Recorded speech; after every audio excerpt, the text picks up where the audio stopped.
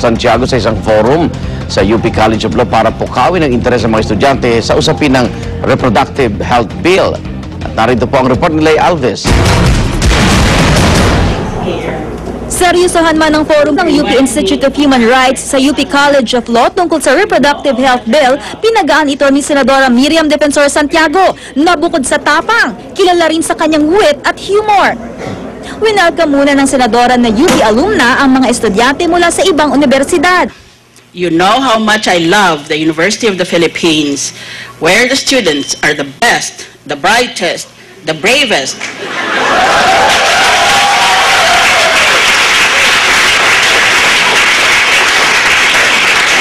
The most articulate and the most prone to self-delusion. I got a message from my friends on Twitter.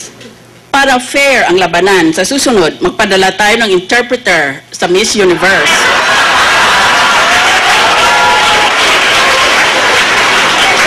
Ipadala natin si Senator Miriam Defensor Santiago.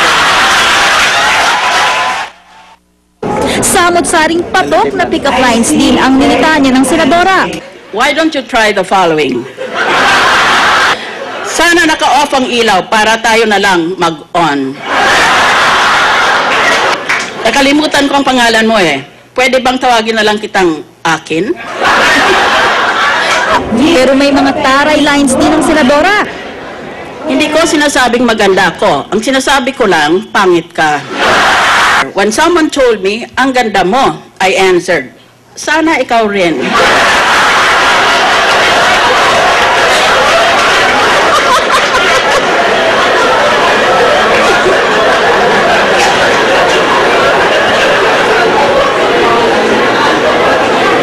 At a swimming pool, classmate 1, I'm sure lulutang ka. Remember in UP, PE is swimming. Classmate 2, bakit? Dahil payat ako? Classmate 1, hindi, dahil plastic ka. Pero paraan lang niya itong marahin para mas lalong tumutok ang mga nakikinig sa kanyang talumpati tungkol sa kontrobersyal na Reproductive Health Bill. Dismayado si Santiago na inabot na raw ng siyam-siyam, hindi pa rin tapos ang plenary interpellation sa anyay isang mahalagang panukalang batas. Hidimok niya ang mga estudyanteng sumusuporta sa RH Bill na ilabi ito sa mga mambabatas. It should be a stand of conscience and we should not be afraid to tell the Filipino people where we stand.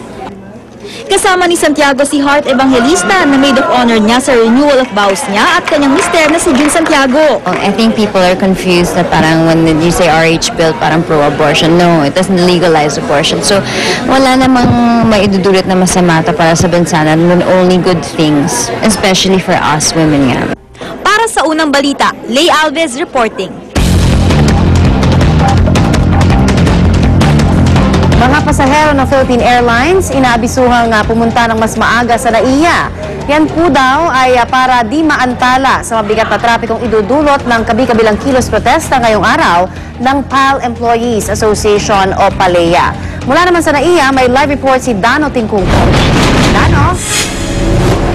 Connie, kasabay ng anibersaryo ng Philippine Airlines Employee Association o PALEA ngayong araw, nagpalabas ng advisory ang pamunuan ng PAL sa mga may flight ngayong araw na pumunta na mas maaga dito sa NAIA Terminal 2 o NAIA Centennial Terminal. Kasabay na rin ng mga kilos protestang inaasahan o nakatakdang isagawa ngayong araw.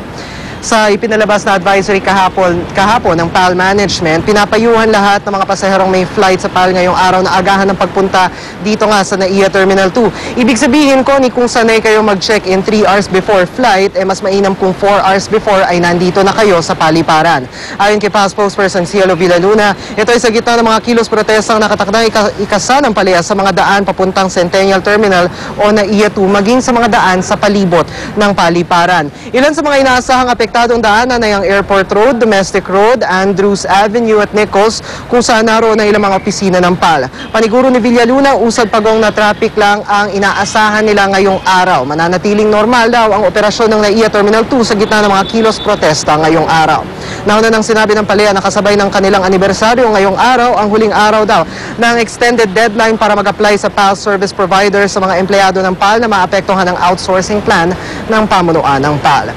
Connie, sa mga oras na ito ay nananatili pa ring normal ang sitwasyon dito sa NAIA Terminal 2, maging ang daloy ng trapiko sa mga palibot na daan. Ilan sa inaasahang pagkilos o kilos protesta na isasagawa ng PALEA ngayong araw ay isang prayer rally at marsya na nakatakdang gawin mamayang hapon. At yan muna latest mula rito sa ating kinatatayuan sa NAIA Terminal 2. Balik sa'yo, Connie. Maraming salamat. Dano Tingkungko nag-uulat ng live mula sa NAIA.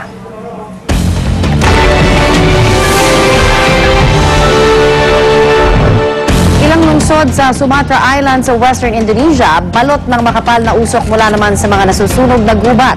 Sa lungsod ng Jambi, damay sa sunog ang ilang plantasyon ng palm oil. Ilang mga trabahador ang tulong-tulong sa pag-apula sa apoy. Hirap ding makabiyahe ang ilang motorista sa lungsod ng Palembang dahil sa reduced visibility sa daan bunsod po yan ng usok. Pero normal pa rin naman daw ang flight sa paliparan ng Palembang. Ang forest fires doon ay bunsod daw ng walang habas na pagkakaingin ng mga magsasaka at mga may-ari ng plantasyon sa Sumatra.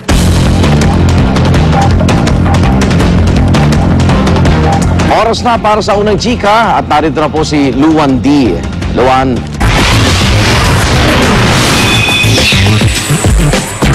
Salamat, Igan. Ilang kapusohang sumampa sa Bachelor Bash ng Cosmopolitan Magazine. Silipin ang dare nilang pagsabak sa catwalk sa unang chika ni Nelson Canlas.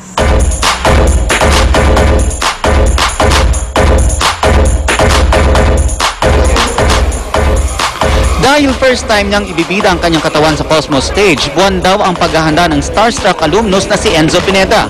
Ang gabing ito raw kasi ang posibleng magpabago sa kanyang career. Actually, pinaghandaan ko siya more than, I guess, 4 months. Pero yung diet ko, siguro mga 1 month. Not really diet na you will cut off. Pero mukhang nakapaghanda ka naman. Medyo. Kaya naman hindi nabigo ang mga nag-aabang na fans kay Enzo na isa sa mga nasa centerfold ng hottest bachelor issue ng Cosmo. Bukod kay Enzo, rumampa rin iba pang celebrities na sina Chris Lawrence, Mike Tan, ang Rocco Twins, Aljur Abrenica, Rocco Nacino, JC Chuseco, Daniel Matsunaga, Jeff Taylor, Gino De La Peña at Mark Heras. First time mo rumampa? Oo, sobrang kinakabahan niya ako eh. Sana tama yung preparation na ginawa ko para dito. Pero kung hindi naman, confident naman ako sa nagawa ko para sa sarili ko. Para sa unang balita, Nelson Canlas reporting. Mamaya, silipin naman natin ang trailer ng The Twilight Saga Breaking Dawn Part 1. Kaya huwag niyo pong palalampasin yan. Ang hirit namin mamaya, may-ari ng Tiangge. Pinaalalahanan ng BIR na mag-issue ng resibo sa mga customer. Dalawa patay sa sunog sa isang cruise liner sa Norway. Abangan yan at iba pa sa unang balita mamaya.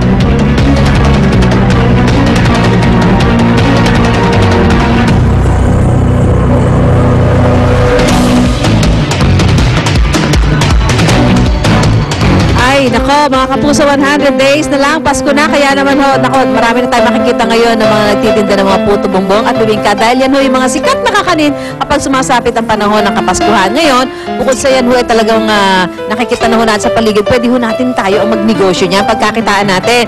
Ngayon, makakasama natin si Tita Anisita Pablo ng Technological Resource Center para malaman sa atin kung paano ba tayo magnegosyo ng puto bongbong at ng bibingka.